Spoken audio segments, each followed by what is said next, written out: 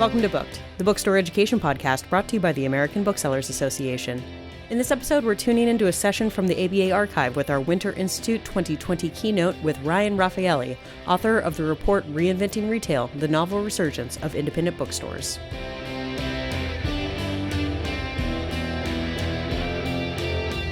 More than 6 years ago, ABA got a surprising call. An assistant professor at the Organizational Behavior Unit at Harvard Business School by the name of Raffaelli was interested in studying independent bookselling. Ryan believed that bookstores, he was seeing signs of something unique in retail, that independent bookstores were collectively discovering ways to reinvent ourselves in the face of major technological disruptions. Since then, Ryan has been very hard at work. Among other things, he has spoken with more than 200 booksellers and attended a prospective bookselling school, joined us at several winter institutes, and has visited stores in 25 states around the U.S. And today, Harvard Business School will be officially publishing the findings of his work. A copy of Ryan's study was on your chair this morning, so don't leave it. Put it in your backpack. Read it later. We're going to talk about it afterwards as well. Ryan's research has been published in a number of influential professional journals, as well as a number of edited handbooks on innovation and management. His work has been covered by such media as the New York Times, the Wall Street Journal, The Economist, NPR, The Washington Post, The New Yorker, and many other media outlets.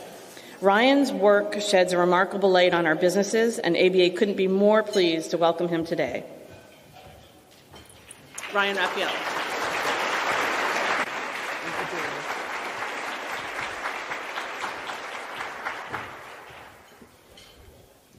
Good morning. In 1978, Count Anton Wolfgang von Faber-Castell received a call. He was an investment banker in London, and Germany called and said, "You have to come home. Your father has unexpectedly died, and we need you to take over the business as the 8th generation of the world's oldest pencil company." As Count Anton, and he is a count, he said, refer to me as Count Anton if you can. He said to me, "I remember that drive to the family castle." So it's a count who lives in a castle. And he drives up this driveway preparing for what he now knows is what his family has asked him to do, is to lead this company.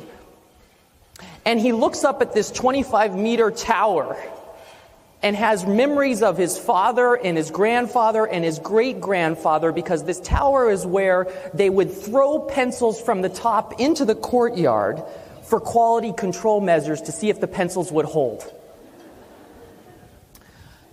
When Count Anton takes over the business, he sees that there's several challenges facing it. The first one is that pencils have largely been made the same way since the 1500s, when English shepherds put graphite around pieces of wood and marked their sheep so they knew whose was whose. The second challenge was, as he dug into the books at Faber-Castell, he realized that 35% of the business was in slide rules. Now, this is a problem because in 1978, Hewlett-Packard had just launched its first personal calculator. And within 2 years, the slide rule business had been decimated to zero sales. His second challenge that he faces is that in the early 80s, automated design, computer-aided design is coming out. And his board comes to him and said, all of our competitors are investing in now going this direction. Now's the time to use the family nest egg to invest in CAD design, because no longer are professional writing tools going to be able to allow us to carry on. And the count tells me at this point he has a critical decision to make in the history of the company. He said it would have been foolish to go into AutoCAD and these others. He says, I'm going to double down on the pencil. And in fact, what he does is he actually invests in several hundred acres of pine forests in Brazil, because he believes that actually we're going to take a generational approach to innovation. He said, what I see here is actually not 1 or 2 generations away, but if I harvest this wood, it will become some of the best pine that will make some of the most beautiful pencils in the world, and this is how we're going to innovate, right? What then follows is that he realizes by doubling down on the pencil that there's a lot of other ways that he can actually see growth. The first one is he goes into cosmetics. He says, if we can make pencils, we can make eyeliner. And so he goes in and he creates a cosmetic division. The next thing he realizes is that artists need colored pencils, and they need even more in the developed and the developing world. And so he starts feeding it not only to adults, but also to children. And so the business starts to grow, all based on a pencil. What then follows is a series of innovations around them building water-based technology that they can put grip on now pencils. Artists love this. It wins many design awards. And then when it comes to fruition 10 years ago, he develops what is called the perfect pencil. He said, you know what, if these people can have fancy pens, why can't they have fancy pencils? And what he develops is with that pine wood, one of the first, most beautiful pencils with this silver tip it's got, you can see on here, it sells for 200 euros. His board says, you're crazy to do this, but they sell out within the first year. Now, many of you know what happened next, because in 2015, there were 12 million adult coloring books sold. And in 2014, there was 1 million. And the Faber-Castell family had no idea that was coming, but the idea that you could reach happy zen through your coloring pencil strikes them, and their coloring book and their coloring division rises 25% over the next 3 years. So what happens with Faber-Castell is they remain the oldest maker of graphite and colored pencils. You can see their turnover, and they're sold 120 companies. Many of you sell them. They have 7,500 employees. Now let me tell you another story about reinvention in retail that I've also looked at over the last 10 years. This is another brand many of you are aware of. So I've spent the last 10 years following Moleskine in Milan. And in 1994, let me give you the backstory. 4 entrepreneurs got together and realized that there needed products for what they called the cultural nomads. People that would go out and use their professional but their personal skills. They wanted to understand new cultures, and they needed tools to do it. And so they started looking around for what would the tools be for someone like this. And they realized that the old moleskin, oilskin notebooks that had been created for and used by Chatwin, Picasso, and Hemingway were no longer being made by the manufacturer that had made them for many years in Paris. And they said, that's our ticket. And in fact, what we see is the growth of the Moleskine notebook over the last 3 or 4 decades. In fact, many people realized that actually this is the place where the great ideas are held. I was at a TED conference recently, and the CEO of Airbnb holds up his Moleskine notebook, ironically, and says, this is where all my great tech ideas are held for the online world.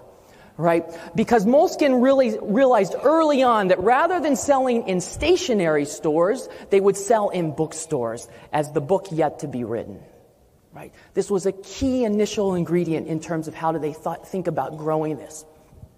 When you go into Moleskine's headquarters in Milan, you see pictures of every wall of employees, but also customers sending in all of the ideas of the journeys that they've been on with their trusted Moleskine notebook. In fact, what happens is that over the last 10 years, Moleskine starts growing to a place where the original founders said, we don't know how to grow at this pace. And they bring in a professional manager and a private equity firm to help them with this. And this gentleman deeply understands the values of Moleskine and starts expanding on multiple product categories well beyond the notebook itself. And then he decides that he's going to take a chance. He gets on a plane from Milan and flies to Silicon Valley.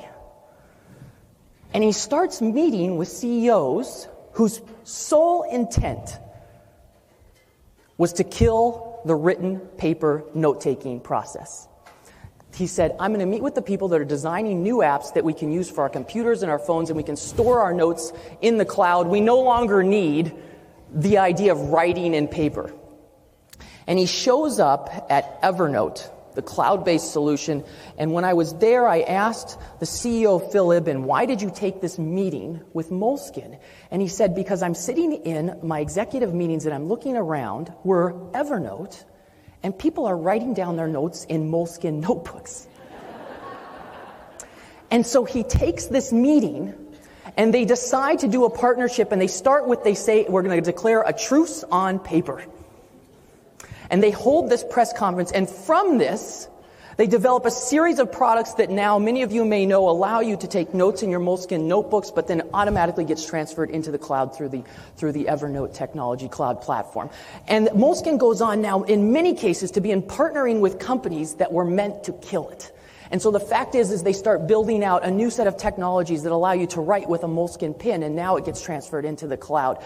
They partner with artists and Adobe and LiveScribe to do similar types of things. And in fact, recently they've had, over the last 2 years, some of the top winning apps in the world around calendaring for iPhones and iTunes. They've since gone into cafes. The belief is that if we can create the space in your notebook for creative ideas, we can do it for creating the space for people to come up with it while they're drinking caffeine. And the fact is that we see this through exploration in terms of both what's happening in Europe, North America, and now they're expanding into Asia. In fact, when you meet with Moleskine's top executives, this is what they say. They say, our vision was an open platform for creativity. We believed we could extend the physical platform of the classic notebook to create new products for the digital world. The belief is that you could bridge the analog-digital divide. And in fact, Maria Sebregonde, the original founder, said, look, we realized from the very beginning we weren't creating notebooks. We were creating tools for the creative mind. Does that sound familiar? The reality is that they saw innovation quite differently. Moleskine goes on to grow from 12 to 450 employees. They see expanded 10 times sales, net profits increase. And in fact, on the front page of the Wall Street Journal in 2006, in the tech section in markets, they're talking about Moleskine turning paper into big profit for its private equity owner. And in fact, what we see here is the private equity firm makes a 19 times earning from a $17 million investment. They end up making $363 million on a paper notebook. There's something here. There's a puzzle here. And the fact is that for the last 15 years, I've been looking at companies that have been faced with technological shock, where they've had to have step back and say, how are we going to reinvent when the world tells us that we either have to hold on or let go? The challenge for reinvention, and particularly in the retail space, is that it requires established organizations to respond to multiple shocks that impact and affect the core business, the identity, the capabilities, and the cultural values often of organizations. And history is littered with winners and losers of reinvention. Some either are able to make the jump and others get left behind. And this is the subject that I've been studying for many years to try to understand, why does this happen? Why do these fall on the left or on the right? So I'm going to, if I can, quickly give you a sense from an academic's perspective. We believe that there's a couple things that many of you will be familiar with around why this potentially happens. And it starts with the notion of what we call an S-curve. Right? The belief is that you have a new product or a technology or capability that gets introduced to the world. In the early stages, there's slow progress in terms of sales. Then all of a sudden, as more and more people adopt and diffuse that innovation or product, sales take off. But eventually we know that technologies and products will potentially reach what we call a natural limit, right? And they start to plateau. And so what we tend to look at from an academic perspective is that there's often two different theories that you can play with if you're on one of these S-curves. One is that you continue to exploit, meaning that we double down like Faber-Castell did on our core product, our core technology. We expand on various dimensions, and we become better and better and better at it. The fact is that exploitation largely is about using your current capabilities, your current resources to do what you already do well, but even better. The second way that, as academics, we think about innovation is about exploration. The belief that while you can be exploiting on some set of capabilities, you may have to explore new capabilities, new skills, and new products, because potentially the old exploration and exploitation may cross. And in fact, what we know about exploration, Jim March at Stanford talked a lot about this, is that exploration is about learning. It's about pursuing new resources and new capabilities to be able to allow this to live. And for many organizations, it's difficult to do both, because the folks that live on the exploitation curve, the old curve, start to resent the people who are thinking about the new curve. I study often companies who invent the technology that eventually kills them. And it's largely a leadership and an internal challenge because this is so difficult to manage. The reality is, in these two examples that I give you, of Faber-Castell and Moleskine, exploitation and exploitation, you see two viable strategies for reinvention. Two viable strategies. But we know that this is so difficult. And in fact, why we call it the incumbent's disadvantage.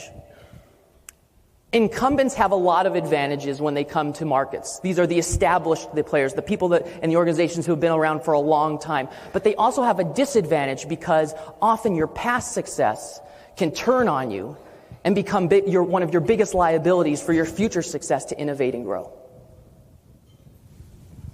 So I've shown you two examples of how organizations potentially make it through this shift of the incumbent's disadvantage. But what would it mean for an entire industry to have to respond to a technological shock like the one that we've looked at? And so I started looking for examples of industries that saw large technological and business model changes that forced them to rethink everything about their past, often centuries about their past. And it landed me first about 16 years ago to the small world of Swiss watchmaking. So I'm about to tell you a story of hope. Because in 1969, most Swiss watchmakers believed that the end had come. See, at that point, the digital battery-powered watch, which was 30 times more accurate than the most accurate mechanical watch, had been invented and was starting to creep in and take over market share of the old mechanical regime. And in fact, by 1983, my colleague David Landis in the history department at Harvard talked about, we now bid farewell to these master craftsmen of the mechanical arts. He said, their time has come and probably gone. But something happened.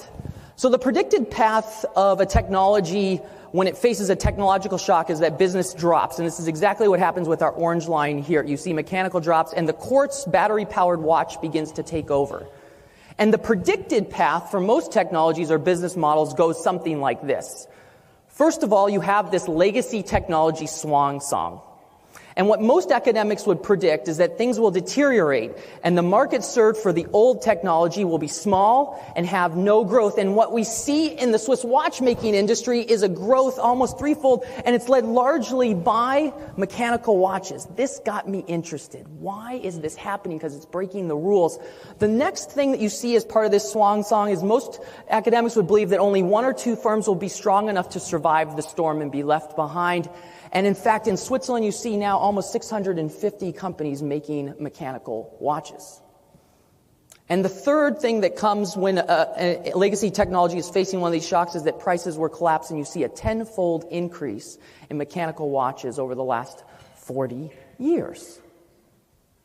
In fact, by 2008, the Swiss are now touting that the mechanical watch is one of the strongest and brightest stars in the Swiss economic firmament. And this got me asking, how did this happen? Why? And under what conditions do industries and communities break the rules of technological change? So I'm going to give you about 300 years of Swiss watchmaking history in about 60 seconds. Okay? So here's what happens. The Swiss are initially introduced to the craft of watchmaking in the 1700s because as peasant cow farmers, they were on a trade route, and the Germans and the French recognized we can use their idle hands to make watches during the winters when they have nothing to do. In fact, the Swiss get so good at this craft that they actually then take over and for over 200 years dominate the industry. And surprisingly, the whole industry is driven by the need to make watches more and more precise and accurate. And ironically, it leads the Swiss to invent the first battery-powered quartz watch. And yet what happens is simultaneously the Japanese are thinking about building these watches, and from 1969 to 1975, the prices of quartz watches decrease 100-fold, which the Swiss never had predicted. 2/3 of Swiss watch companies have gone bankrupt. Half of the employees in the industry had been fired. Most believe that this was the end of Swiss watchmaking. But something happens, and many of you may remember, the Swiss respond with the Swatch. they say, wait a minute, we can make a battery-powered quartz watch just as well, but we can also make it beautiful. And so they saw the Swatch being the second watch, or the Swiss watch, was something that you could be worn with many different types of outfits, just like you would have different pairs of shoes or different handbags. They sell them at reasonable prices. And this infuses a ton of liquidity back into the Swiss watchmaking market. And what we see is that all of a sudden, these investors who were early stage there, they said, wait a minute, if we can transform the mechanical watch as something that's about status and luxury and art, this may be our key to survival. So I started studying this to try to understand how this happened, and there's a couple dimensions that I think are critical for industries that have to reinvent and constantly renew themselves when faced with threats from outside technological change. And the first one is the Swiss began to realize that they had to redefine the value of what is a mechanical watch. And so I coded every advertisement in the main Swiss watch journals for 40 years to track how they did that. And what you see is that they continue to talk about this notion of precision, but they couple it with this notion of also craftsmanship. And you track these over time, and what you see is that precision plus craftsmanship equals art. And art you can charge very much different prices for than you can for just a timepiece that you can buy to keep accurate time that you can pick up at Target or Walmart. The second component is they recognize that we've been beat up for the last 30 or 40 years in the press and others. We need to actually reclaim old periods of past success and make the consumer realize why were we here in the first place. And so what they begin to do is they start advertising the founding dates of their companies, saying since 1735, we've never made a quartz watch and we never will. Right? The idea that you would reclaim the old becomes critical for the way that the consumer starts making sense of why you should buy a mechanical watch. And the third thing that you see here as they grow over time in terms of reclaiming this patterns of success, the third thing that you see is you have to redefine ultimately who are you competing against. And so when the first quartz watches came out, they said, we're competing against Casio and Seiko and all these lower priced competitors. And what they realized is that, wait a minute, no, we're not competing with them. We are a form of art. And in fact, they start talking about Swissness in a way that they never had before. Right? We're competing on our own dimensions, 100% Swiss. Right? And certainly enough, you see this as the ads over time goes up, you see this tracking with what happens in the watch industry. In fact, the other lesson of the Swiss that we can learn is that you need both entrepreneurs who are willing to come in and change the game, like Nicholas Hayek does with the Swatch, but you also need guardians, like Jean-Claude Bivir, who comes in and says, wait a minute, we have to protect the art and craft of watchmaking, and restarts Blancpain in an old farmhouse to re-energize, this is where we started, this is why we matter.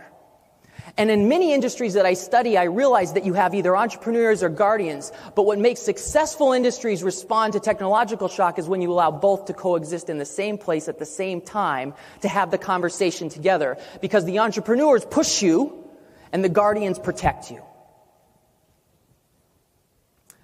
By 2008, the Swiss had seen 19 consecutive quarters of market growth, 67% sales increase over the last 5 years, record sales in Swiss francs, and a 40% growth in Swiss watchmakers employed. This got me interested in maybe there's a pattern here. Because in my world, we look at what we call technology life cycles. And so what tends to happen when radical technologies enter a new industry, you get the first stage is what we call a technological discontinuity. And then what follows from that technology is an era of ferment. Think beta VHS. Multiple variants competing to eventually become what will become the dominant design. Right? The next technology that the whole industry and world settles on is, okay, this is the one that we're going with. And what often then follows is the industry moves towards an era of incremental change where you get more efficient and better at what you do around that dominant design until the cycle begins again. Now, we've seen this in our own life cycles with VHS tapes moving to DVDs, from 35 millimeter film moving to digital. By the way, everything just gets encapsulated now in our iPhone, right?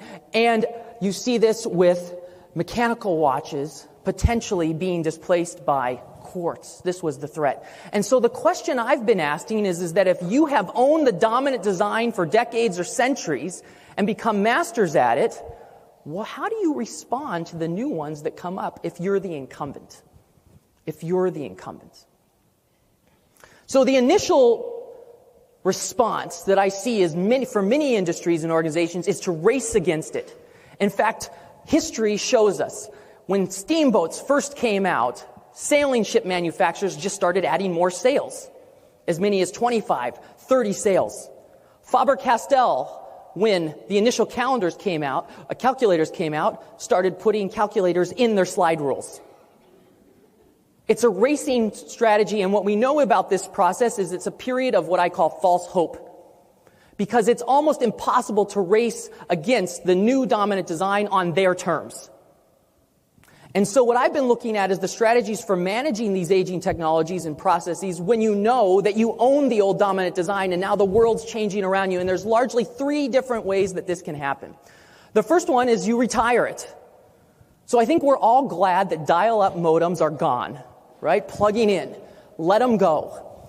The second way is you retreat, recognizing that the market is never going to be the same that it was before for that. But you know what? For some organizations, maybe there's 2 or 3 left that can feed the fanatics. So if you think about medical use pagers, still surgeons are using them today. Vacuum tubes, which housed many of our radios in the 40s and 50s. Now there's a dozen vacuum tube manufacturers left for guitar amplifiers and high-end stereos. But these are not viable solutions for an industry as a whole. And so I've been looking at these processes of redefinition, and it's a process that I call technology reemergence. And I started with mechanical watches, and it's what led me to you. Because I wanted to understand, is there a pattern here around these organizations and industries that beat the odds? And so in front of you today, you have the results of an 8-year process. So I am trained as a qualitative field researcher. You can think of me almost like an anthropologist for business. So I will go deep into an industry for 5 to 6, in your case, 8 years. I've been trying to understand, why are these independent booksellers beating the odds?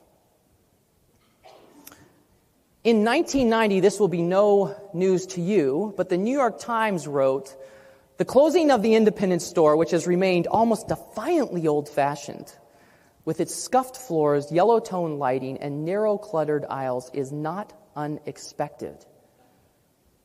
Tough crowd. A publishing executive that I interviewed said, "We believe the indies were on a clear path toward oblivion." Orrin, at one of the earlier Winter Institutes, was reported in Publishers Weekly in his opening address saying that he broke with the tradition of this year's annual meeting. Rather than report on association activities, he addressed the elephant in the room and the turmoil that bricks and mortar booksellers are feeling. Orrin said, "I hardly need to remind anyone here these are not normal times in the book business. We are living through a period of unprecedented change and staggering challenges." This is all happening in the 2000s.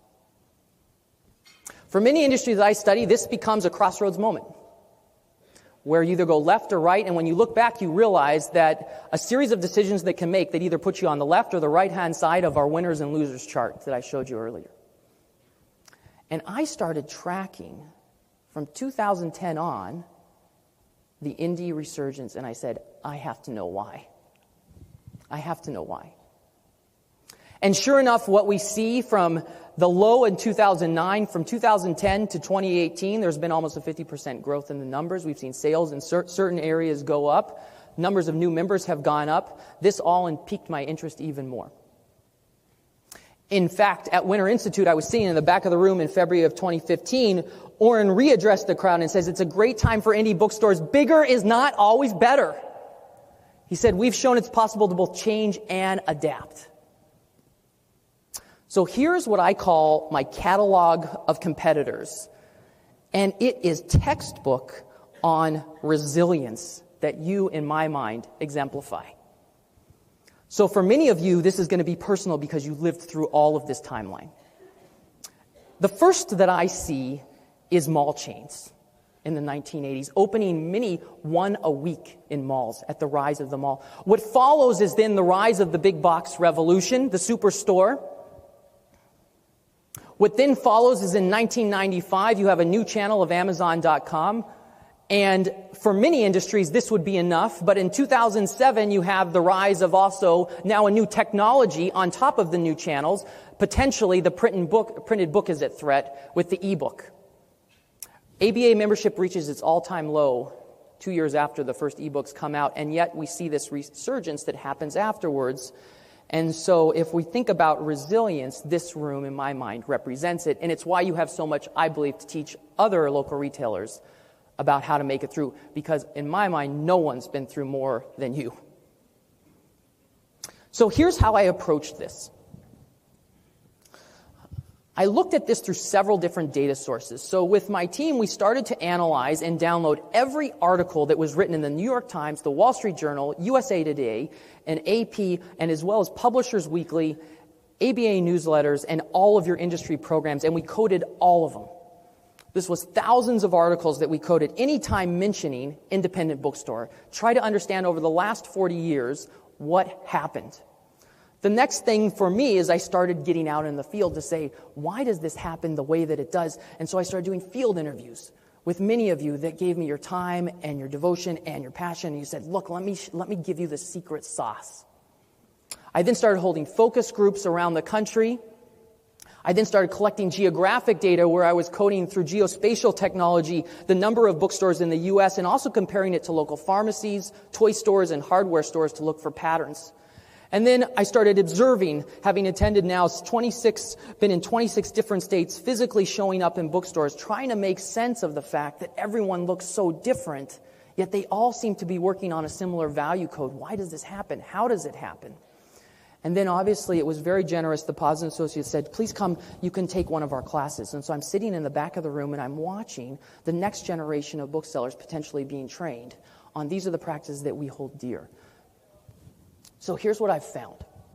And I'm going to show this to you in a brief way because you'll get most of these if you choose to look through the white paper that's at your seat. But I think these are the keys that actually have the ability for not just independent booksellers, but more broadly for independent retail as we think about how to survive in an Amazon digital world. And so the first thing I looked for was positive sentiment across these different types of media, meaning popular press, Publishers Weekly, ABA newsletters, all these different things. And as expected, you see around 2010 along our dotted line in the number of stores, positive sentiment starts going up. That's what we would expect given what we saw. But this is intriguing to me. And the first thing that I begin to see through the hundreds of codes that come through my analysis, there's a couple codes that I believe rise to the top that become the core ingredients to the indie resurgence. And the first one is no news to you, community. Right? The belief that shopping local is something to be preserved and protected and valued. And bringing the consumer along on that journey with you is just as important as telling them about it.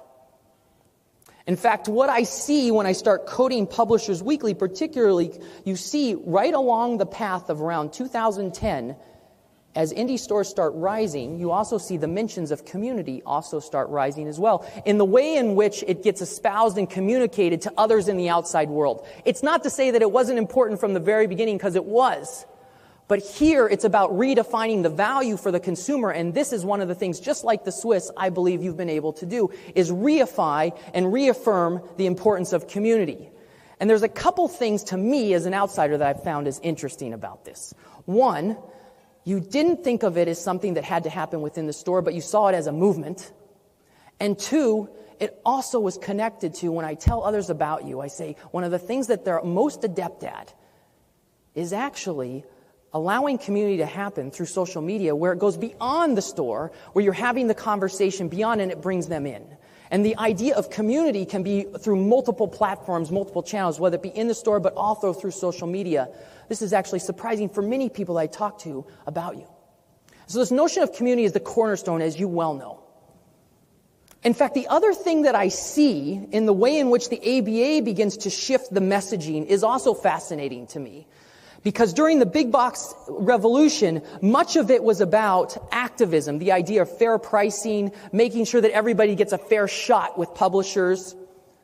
But around 2010, what I see, the ABA and also what's happening in Publishers Weekly, is people stop talking about this as much, and they start talking about localism. Shop local. It's almost rather than a reactive, a proactive stance to communicating the value of why do we exist. And this shop local becomes critical towards the narrative that plays out. The second thing that I see is this notion that you do better than any other retail that I've studied, and it's around curation. In fact, this term you've been using, in my belief, well before it's now become ubiquitous in retail.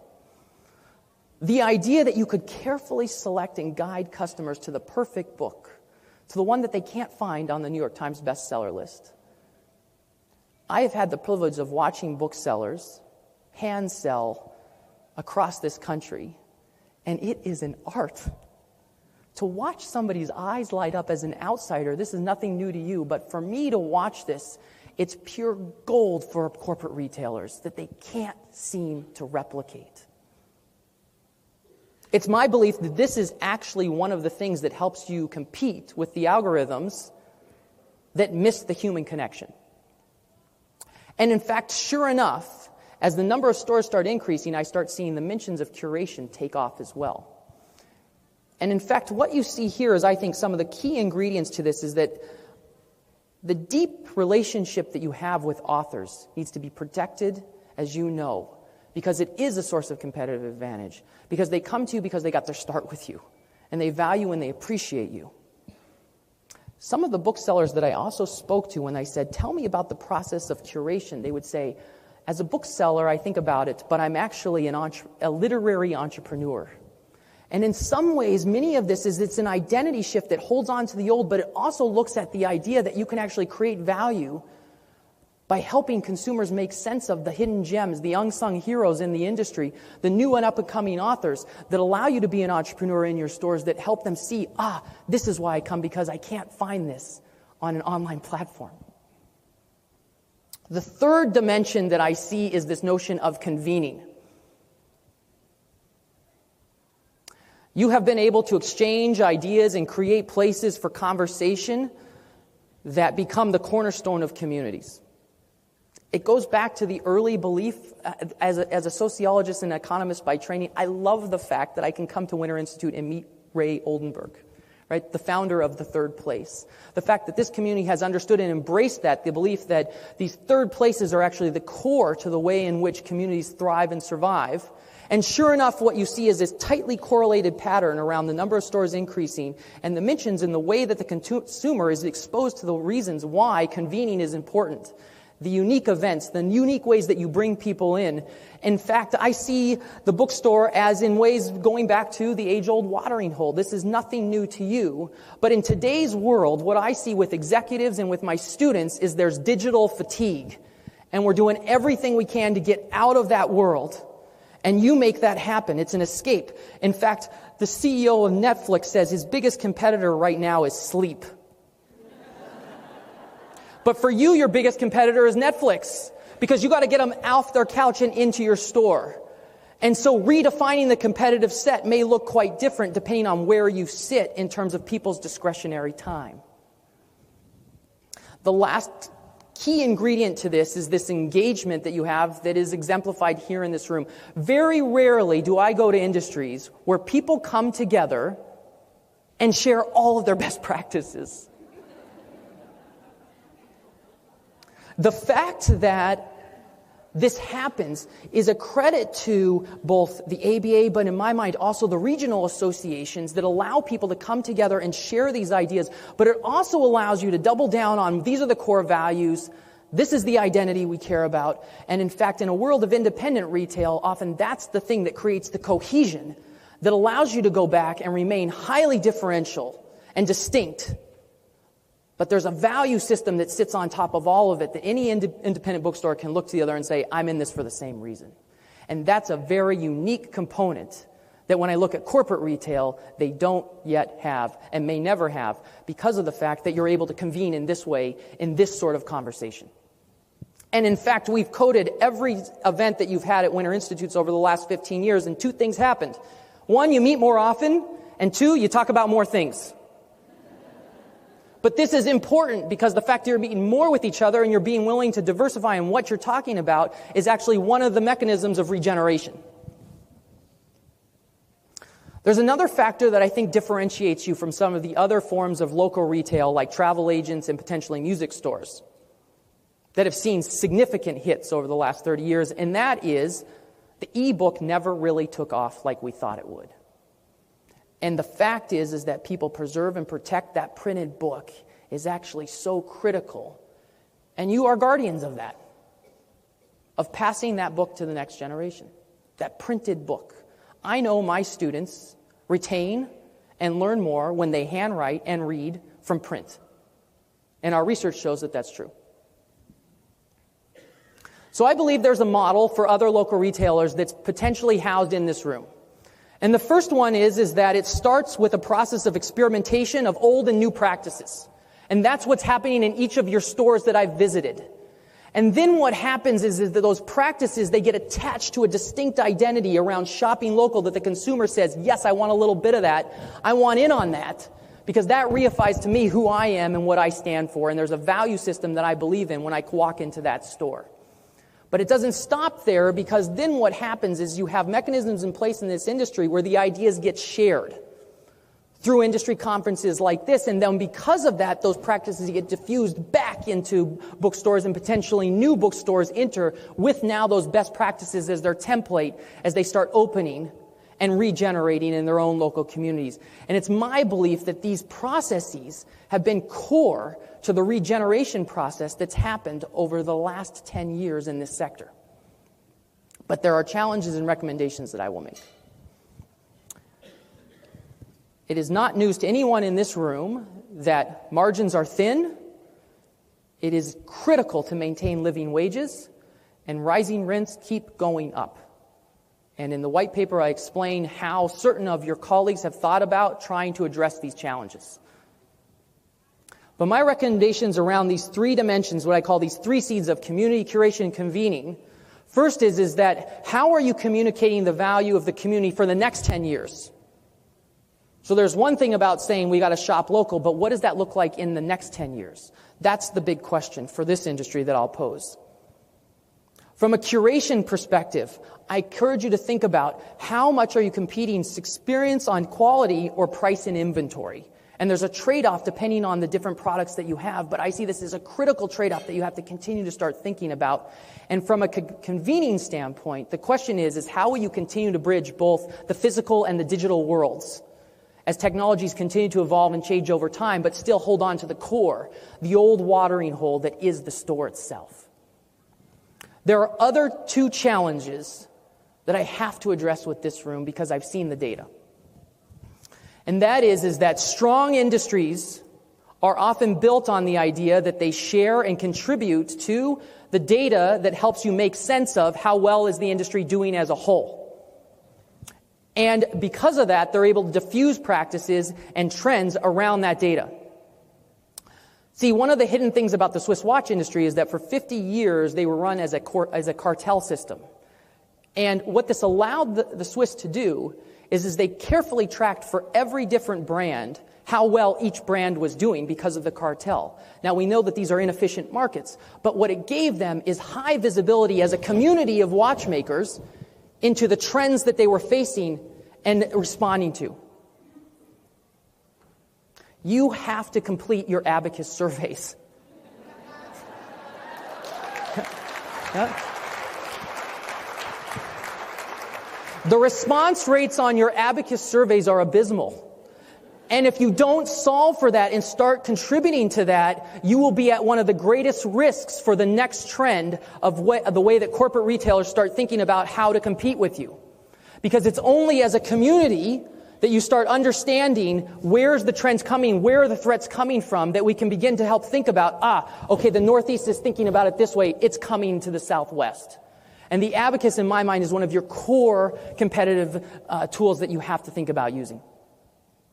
So I'm going to leave you with what I call is a couple things that I talk to executives a lot about.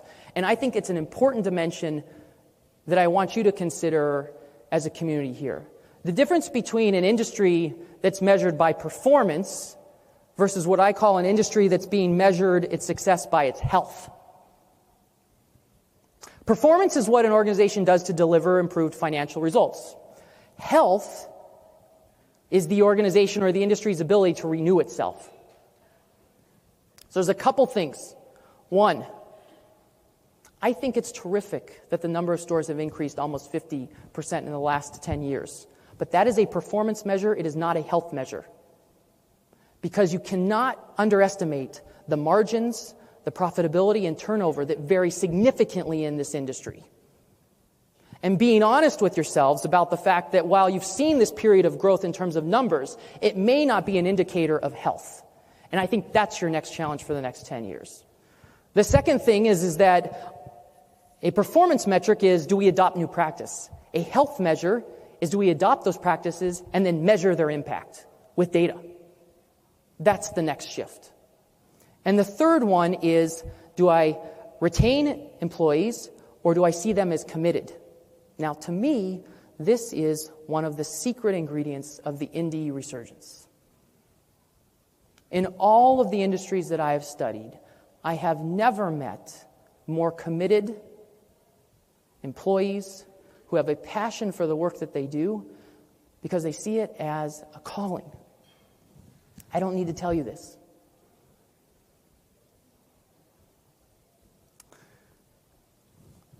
I have many thanks that I have to give this room for allowing me into your stores over these last 8 years.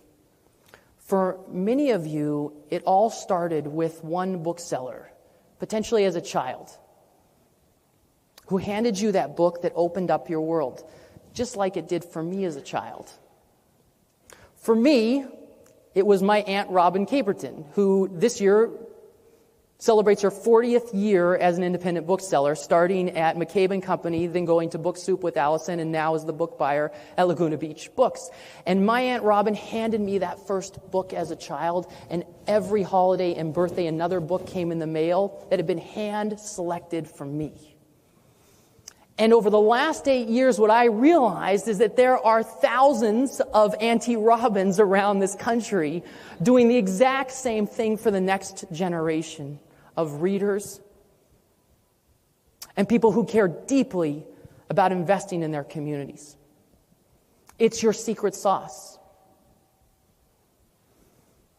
The notion of community, in my mind, is the most critical dimension of why you exist. It reminds me, as I traveled across the country, of de Tocqueville's early studies of American democracy. And he talked about the idea that communities were built on a social fabric where people would come together in different places to share the ideas of the day. And he warned us that because of American individualism, we could fall suscept to the notion that we no longer needed these community places, and this could be actually one of our greatest weaknesses. In today's digital world, I believe this is true more than ever. My favorite quote about innovation and how industries reinvent themselves was not intended for reinvention and innovation. Cicero once said that men and women of common virtue will eventually turn towards one another and grow closer and closer. Men and women of common virtue will eventually turn towards one another and grow closer and closer. That is what the bookstore does. It brings people closer together on common values, to have a common set of values that allows them to connect in ways that their couches at home aren't allowing them to do, or their computer screens at work are keeping them from. I think now more than ever, what the rest of the business world can learn from you is the value of community. The belief that by anchoring and understanding the value of community is at the core, more now than ever, at our social fabric, our models of commerce, and our human condition. Thank you so much.